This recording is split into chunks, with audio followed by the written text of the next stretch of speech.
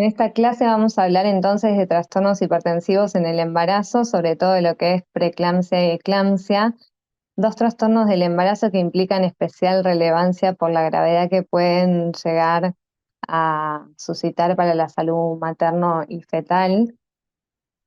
Los trastornos hipertensivos en el embarazo están descritos hace más de 2000 años. La preeclampsia y la eclampsia son las principales causas de muerte y mortalidad materna y perinatal a nivel mundial. Se sabe que cada 3 minutos muere una mujer en el mundo debido a trastornos hipertensivos del embarazo, y estos complican el 10% de las gestaciones. La hipertensión gestacional se define como una presión igual o mayor a 140 milímetros de mercurio de sistólica y 90 milímetros de mercurio de diastólica en la paciente gestante, en dos tomas separadas de por lo menos 4 a 6 horas en el transcurso de una semana.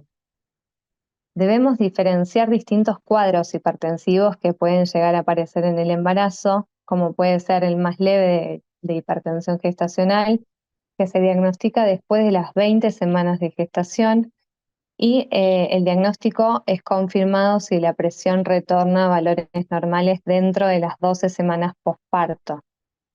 El 50% de estas pacientes desarrollan preeclampsia.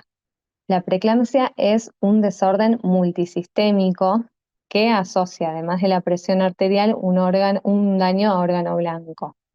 Esto puede ser visualizado, digamos, con un signo como la proteinuria mayor a 300 miligramos en 24 horas, y excepcionalmente puede manifestarse antes de las 20 semanas de gestación en enfermedades como la enfermedad trofoblástica gestacional o el síndrome antifosfolipídico severo. Otro de los cuadros que tenemos es la hipertensión crónica, que se diagnostica en pacientes gestantes antes de las 20 semanas de gestación, que pueden tener ya un diagnóstico previo de esto y obviamente no se va a resolver después de las 20 semanas posparto. A esto se le puede agregar una preeclampsia, ¿no? Preeclampsia sobreimpuesta a la hipertensión crónica, que es una paciente que ya venía con hipertensión crónica y suma una proteinuria positiva o presenta aumento brusco de la presión arterial o pródromos de la eclampsia. Y esto obviamente empeora mucho el pronóstico materno y fetal. Y después tenemos los cuadros más graves, como la eclampsia, que es el desarrollo de convulsiones tónico-clónicas o el de coma inexplicado durante el embarazo o el posparto, en pacientes con signos o síntomas de preeclampsia, y el síndrome de HELP, que es la complicación más grave de estos trastornos y representa el daño orgánico de la hipertensión en el embarazo. En cuanto a lo que es la fisiopatología de estos trastornos, no tiene nada que ver con lo que es la hipertensión esencial idiopática del adulto. Tiene un origen totalmente distinto, que se da por el desarrollo normal de la placenta. Se sabe que la placenta es el único órgano, digamos, temporal que se desarrolla en el útero en la gestación, que tiene la función de nutrir y oxigenar al feto, al embrión y al feto posteriormente. Y bueno, esta placenta va a estar, cuando digamos se desarrolla la placenta, va a haber una invasión trofoblástica a los vasos sanguíneos de lo que es, de lo que es la, eh, no me sale, de lo que es la decidua. Primero va a invadir lo que son las arteriolas deciduales con un material fibrinoide, y después en la semana 9 a 14, esta oleada trofoblástica va a invadir las arterias espiraladas generando vasos de alto flujo y baja resistencia. Eso lo que va a generar es que aumente el flujo en el espacio perivellositario para seguir nutriendo al feto. Cuando digamos esta implantación se produce de forma anómala, que puede ser por causas genéticas, inmunológicas, todavía no se sabe, no está bien determinado cuáles son las causas. Esto es lo que va a generar los trastornos hipertensivos del embarazo.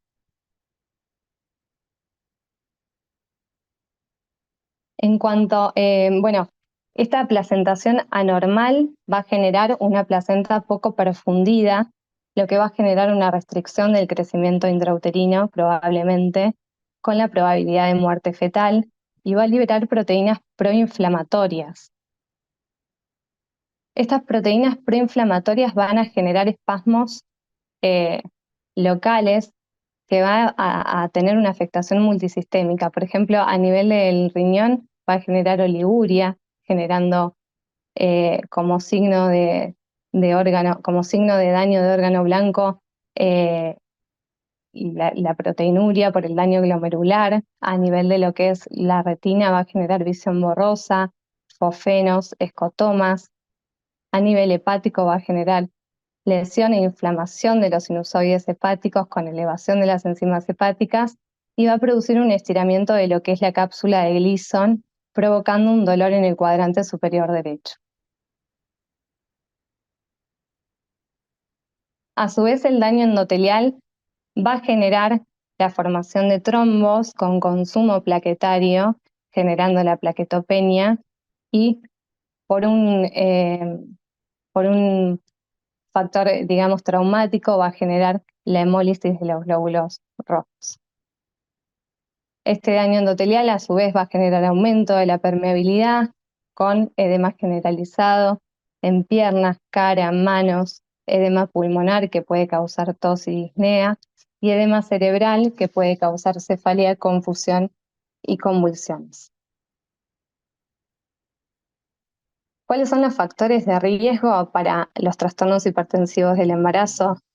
Gestaciones múltiples, lo que es la diabetes tipo 1 y tipo 2, la hipertensión crónica, los anticuerpos antifosfolipídicos, como son la anticardiolipina, la glicoproteína beta 2, el anticoagulante lúpico, que haya tenido ya trastornos hipertensivos previos en otras gestaciones, antecedentes familiares de preeclampsia, la edad materna avanzada cada vez más frecuente en nuestro medio, la nuliparidad y el índice de masa corporal mayor a 35 o grado de obesidad tipo 2.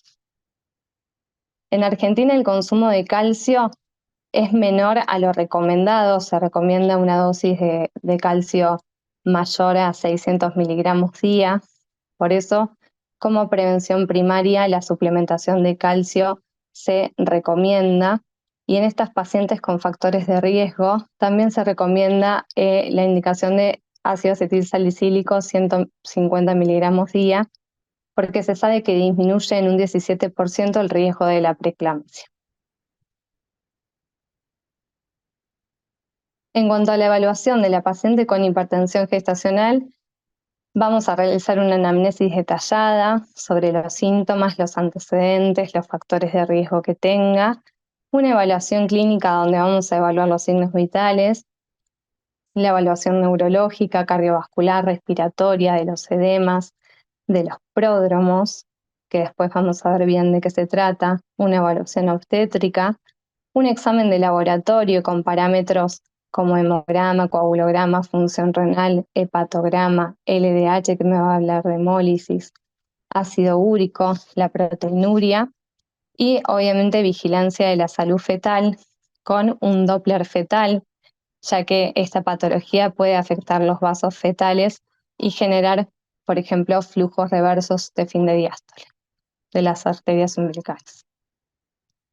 En cuanto a los riesgos maternos y fetales, en los riesgos maternos vamos a tener riesgos de desprendimiento prematuro de placenta normoinserta asociado alrededor de del 25% de los casos a preeclampsia, insuficiencia cardíaca, edema pulmonar, insuficiencia renal, daño hepático, ACV, eclampsia, en el peor de los casos la muerte, ¿no?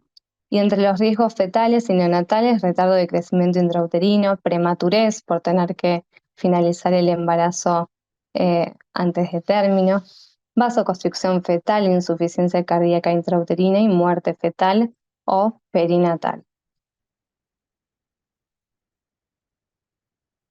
En cuanto al diagnóstico de preeclampsia, lo vamos a hacer con una presión mayor o igual a 140/90 después de la semana 20 y proteinuria mayor o igual a 3 gramos en 24 horas, O en algunas guías también lo diagnostican sin la proteinuria, pero con la aparición de alteraciones de laboratorio, que pueden ser alteraciones hepáticas, hematológicas, renales, neurológicas y alteraciones visuales. Las alteraciones hepáticas vamos a verlo en el laboratorio con el aumento de las transaminasas, la epigastralgia, que es un síntoma que solemos preguntarle a las pacientes, náuseas, vómitos. Las alteraciones hematológicas las vamos a ver como trombocitopenia con un recuento menor a 100.000 plaquetas. La hemólisis, que la podemos ver también en la LDH y la bilirrubina predominio indirecto. Y las alteraciones renales con una creatinina sérica mayor a 1,1 miligramo de decilitro. Alteraciones neurológicas, sobre todo la cefalea persistente, y las alteraciones visuales como visión borrosa, fotofobia o diplopía. En toda paciente que presente un edema agudo de pulmón sin cardiopatía preexistente y esté embarazada, también debemos sospechar un diagnóstico de preeclampsia. Bueno, en cuanto al control, vamos a ir rápido porque por ahí esto no les interesa tanto, va a depender del cuadro clínico de la paciente. Siempre como la fisiopatología no tiene nada que ver con la hipertensión esencial, le vamos a indicar una dieta normal, normocalórica, normosódica y normoproteica, a no ser obviamente que tenga una HTA crónica previa. Pautas de alarma sobre los síntomas prodrómicos, los síntomas de eclampsismo. Le vamos a dar un control de la presión 2 a 3 veces por semana, que se la autocontrole. Y los controles analíticos y de bienestar fetal van a variar de acuerdo a cada paciente. En general, cada 15 días un Doppler fetal, un control del bienestar fetal. No se recomiendan, una vez que ya se tiene diagnosticada la preeclampsia, mediciones seriadas de la proteinuria. Los objetivos de las presiones arteriales en pacientes que no tengan comorbilidad van a ser tensiones arteriales sistólicas entre 155 y 130 y diastólicas entre 105 y 80, y en pacientes que tengan comorbilidad entre 145 y 130 de sistólica y 95 y 80 de diastólica. Estos son los criterios de internación que nosotros utilizamos cuando una paciente se presenta con una TA mayor a 160, 100, cuando presenta síntomas neurosensoriales, cuando tiene hipertensión crónica con preeclampsia sobreimpuesta, cuando ya presenta un cuadro de RCIU o oligoamnios severo, cuando obviamente no tiene buen control ambulatorio de la hipertensión crónica, alteraciones específicas del laboratorio e incumplimiento del tratamiento. El tratamiento para esta patología, la única cura es la finalización del embarazo extrayendo la placenta, que es el órgano que está provocando el cuadro, y obviamente se realiza para prevenir el cuadro, uno de los cuadros más graves, que es la eclampsia. En cuanto al tratamiento no farmacológico, obviamente se va a desaconsejar el hábito tabáquico y el enolismo. El alcohol empeora la hipertensión materna y el hábito de fumar se asocia a desprendimiento de placenta y RCIO. Está indicado que se reduzca la actividad física y la jornada laboral, obviamente en pacientes que tienen jornadas laborales extenuantes, y como ya dijimos, la suplementación con calcio 1 gramo día en nuestro medio también está recomendada. El tratamiento farmacológico no corrige lo que son las alteraciones obviamente de base, no corrige la disfunción endotelial, la disminución del volumen plasmático, ni la alteración de las funciones renales y hepáticas. Y el objetivo principal del tratamiento farmacológico va a ser prevenir la eclampsia y disminuir las complicaciones maternas. Nunca es recomendable reducir la presión sistólica a menos de 120 milímetros de mercurio y la diastólica a menos de 80 para evitar la reducción del flujo uteroplacental. Están contraindicados los fármacos como los inhibidores de la enzima convertidora de angiotensina, los antagonistas de los receptores de angiotensina 2, diuréticos y atenolol, porque se ha demostrado que producen alteraciones renales, oligoamnios, y malformaciones fetales. En cuanto a los fármacos que utilizamos en el tratamiento de estas pacientes vía oral, primera línea tenemos lo que es la alfametildopa, un agonista alfa-adrenérgico central, va a disminuir la resistencia periférica y tiene una seguridad documentada desde el primer trimestre hasta la lactancia. Puede producir algunos efectos adversos como hipotensión postural, bradicardia, somnolencia, depresión psíquica, hepatotoxicidad y fetales como disminución de movimientos. Esto se lo tenemos que explicar siempre a los pacientes. Y el labetalol, un fármaco que utilizamos mucho en nuestro medio, en comprimidos de 200 a 800 miligramos por día, es un bloqueante alfa-1, beta-1, agonista beta-2 parcial, va a disminuir también la resistencia periférica, estimula lo que es la producción de surfactante pulmonar fetal y mejora la presión de perfusión cerebral. Es seguro desde el primer trimestre hasta la lactancia y también puede producir algunos efectos adversos como la bradicardia, el broncoespasmo, la cefalea, náuseas y fetales, la bradicardia leve, y está contraindicado en asma bronquial, bloqueo auriculoventricular e insuficiencia cardíaca. Otros fármacos como la nifedipina, que la verdad es que a veces lo usamos, pero tenemos muy poca disponibilidad en el hospital, en comprimidos en dosis de 10 a 40 miligramos día. Es un bloqueante de los canales de calcio a nivel vascular. Se recomiendan preparados de liberación prolongada. Puede asociarse a sulfato de magnesio, igual los otros también. Tiene algunos efectos adversos y contraindicaciones: cefalea, tuforada, taquicardia y fetales, también la taquicardia. Está contraindicado en mayores a 45 años, diabetes, enfermedad coronaria y la amlodipina tenemos por último en dosis de 5 miligramos con un máximo de 10 miligramos día. Es un bloqueante de los canales de calcio de acción lenta, relaja el músculo lisovascular, disminuye la resistencia periférica y su uso en el embarazo y la lactancia es controversial porque no hay estudios sobre la seguridad en recién nacidos. ¿Qué pasa cuando se nos presentan cuadros de embarazadas con urgencias o emergencias hipertensivas, con presiones mayores a 160, 110, que vienen a la guardia, quizás con síntomas o sin síntomas? Lo que solemos hacer es iniciar la neuroprotección fetal y materna con sulfato de magnesio y sumar un tratamiento agresivo para estabilizar la presión arterial. Con la betalol endovenoso realizamos bolos de 20 miligramos. Lo que hacemos es una ampolla de 20 miligramos, diluirla a llevarla a 10 centímetros cúbicos de dextrosa al 5% y pasarla en bolo lento a razón de 1 centímetro por minuto. Y después de 20 minutos reevaluamos la presión arterial. En caso de que se estabilice, nada, lo dejamos ahí, pero si sigue alta la presión podemos indicar una dosis de 40 miligramos en bolo de la misma forma y volverla a evaluar a los 20 minutos. Esto lo podemos repetir hasta 2 bolos más de 80 miligramos. Otros fármacos que utilizamos, la nifedipina, la verdad es que la utilizamos muy poco, y la de hidralazina también, pero el nifedipino vía oral de liberación inmediata podemos indicarlo por 10 miligramos y repetirlo si no se alcanza un objetivo tensional tras 30 minutos. En pacientes menores con edades gestacionales menores a 34 semanas, vamos a tratar siempre de hacer un manejo conservador. El objetivo va a ser mejorar el resultado perinatal, siempre obviamente con un cuidadoso monitoreo del estado materno-fetal.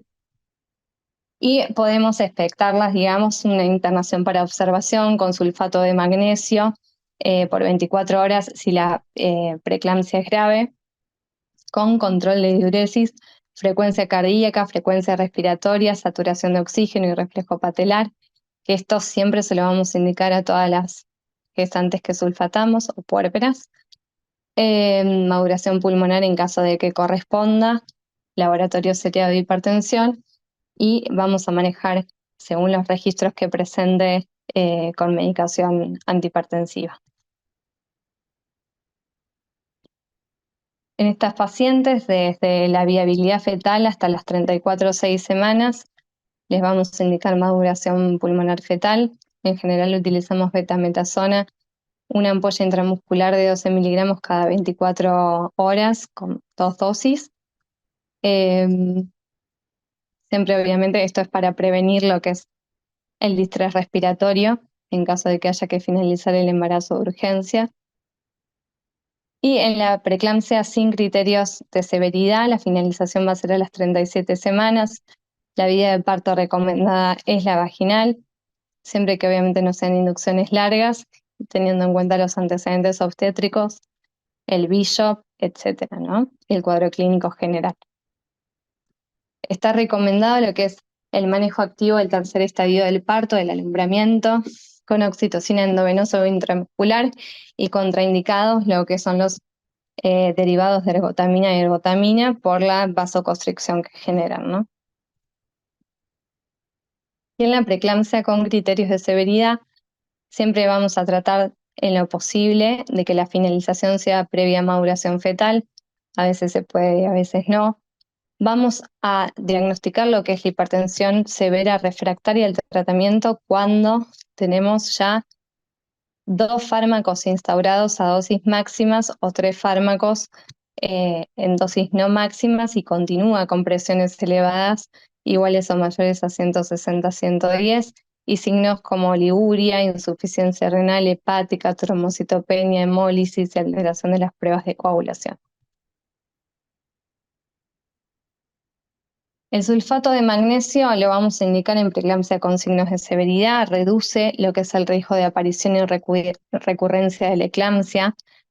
Lo vamos a indicar como 4 ampollas en 100 mililitros de dextrosa, pasar en 20 minutos a media hora como dosis de ataque, y luego una dosis de mantenimiento de 16 ampollas en 500 mililitros de dextrosa al 5% a 7 gotas minuto. Diferentes guías recomiendan que la duración del tratamiento sea de 24 a 48 horas, tanto en el embarazo como en el puerperio. Como dijimos antes, siempre que utilizamos el sulfato, vamos a monitorizar cada 2 a 3 horas reflejos rotulianos, frecuencia cardíaca, frecuencia respiratoria, diuresis, que sea mayor a 300 mililitros hora por ser nefrotóxico, y la saturación de oxígeno. Si disminuyen estos parámetros, puedo llegar a pensar en una intoxicación. ¿Y cuándo la vamos a sospechar a la intoxicación? Tenemos un rango terapéutico del sulfato que va de 4,2 a 8,4 miligramos decilitro o de 3,5 a 7 miliequivalentes litro. Ese sería el rango terapéutico. Ya cuando sobrepaso ese rango, la paciente puede empezar a estar sintomática con náuseas, somnolencia, visión doble, debilidad generalizada, hipotensión, flashing, pérdida de reflejos, osteotendinosis y oliguria. Y cuando ya el rango de toxicidad aumenta en una dosis mayor a 12 miligramos decilitro, voy a tener signos de gravedad con afectación de la musculatura respiratoria, generando bradipnea, alteración de la conducción cardíaca, bloqueo auriculoventricular en el peor de los casos y asistolia. ¿Qué hago ante una sospecha de intoxicación por sulfato de magnesio? Obviamente voy a parar de infundirle sulfato de magnesio y activar el código rojo, pedir ayuda. Vamos a sacar un laboratorio que va a tener magnesemia, equilibrio ácido-base, ionograma y una analítica completa. En caso de que el laboratorio y la magnesemia me den un rango terapéutico, voy a reiniciar el sulfato y buscar otras causas de estos síntomas. Y si ya me da en un rango mayor a 12 de mayor toxicidad, voy a mantener la vía aérea permeable, administrar oxígeno, poner a la paciente en decúbito lateral izquierda y si tengo la posibilidad, ponerle un electrocardiograma continuo.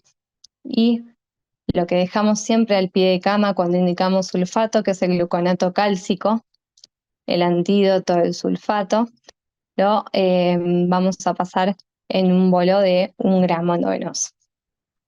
En caso de que no haya respuesta, podemos repetir ese bolo y vamos a promover la excreción del sulfato forzando diuresis con solución fisiológica 1 a 2 horitos más puro semida de 200 miligramos y vamos a realizar obviamente un control analítico seriado y tratamiento de soporte de las posibles complicaciones como la insuficiencia renal, la afectación cardiovascular, la insuficiencia respiratoria y la acidosis.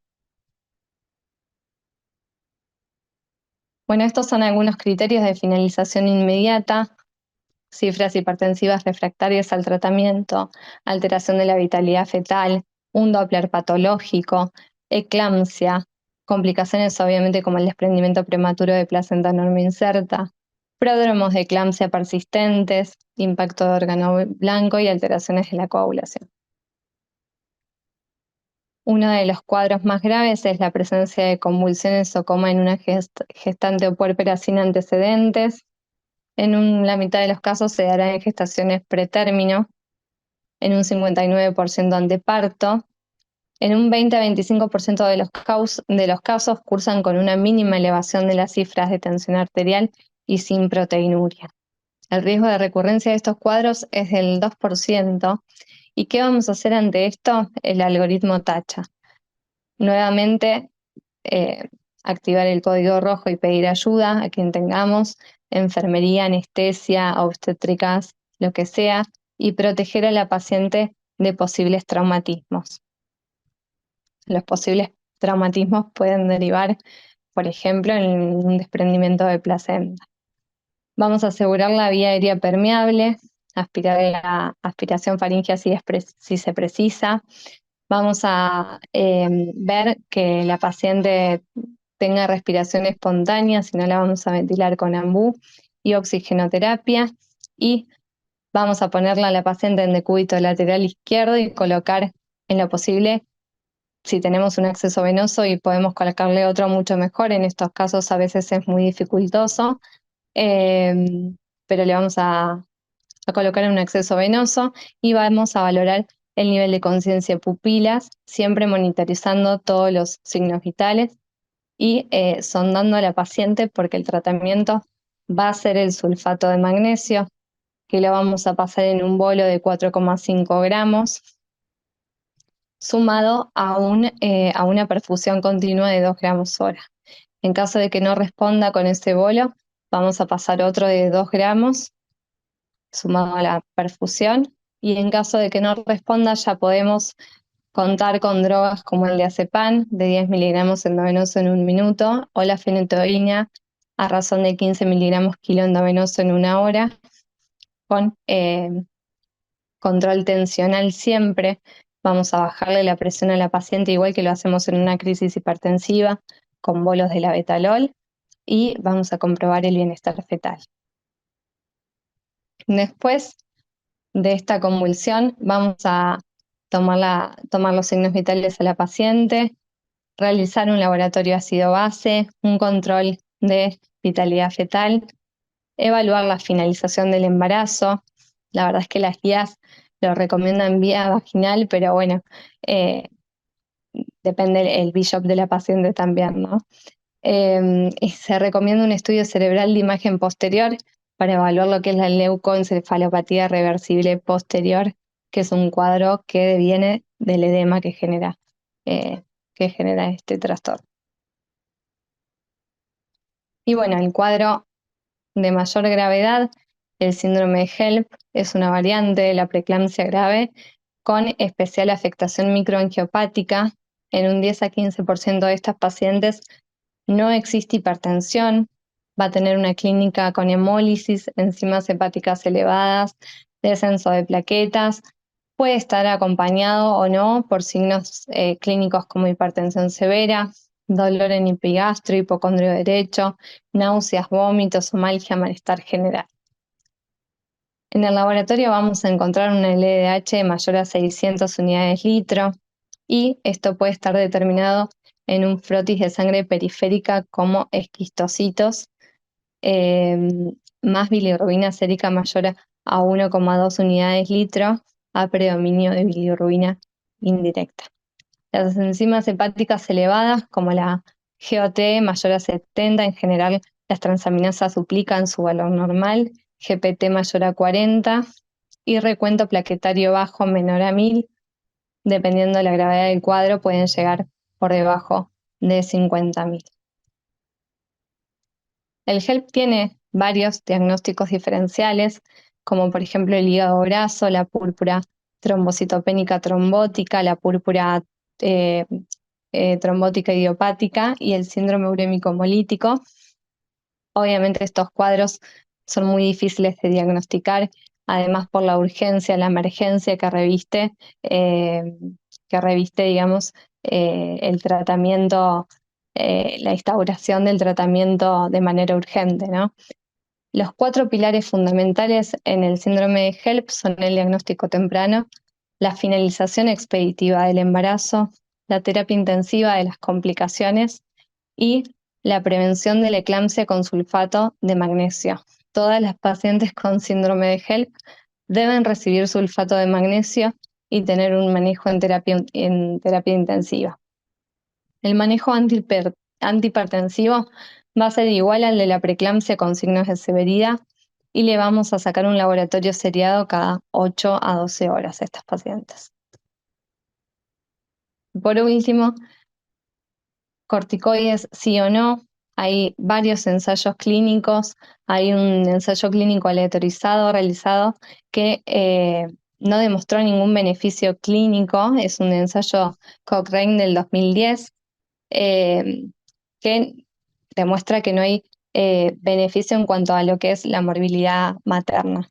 Y un metaanálisis publicado en 2015 encontró en mujeres tratadas con corticoides un mayor recuento plaquetario y una reducción de la estancia hospitalaria y en la necesidad de transfusión, pero a nivel práctico los corticoides, aunque no mejoren significativamente la morbilidad materna, nos pueden ayudar a recuperar las cifras de plaquetas, dando la oportunidad en este grupo de pacientes al empleo de anestesia locorregional. Obviamente se pueden utilizar otras medidas, bueno, como la transfusión plaquetaria, ¿no? Más utilizada en nuestro medio. Bueno, terminamos.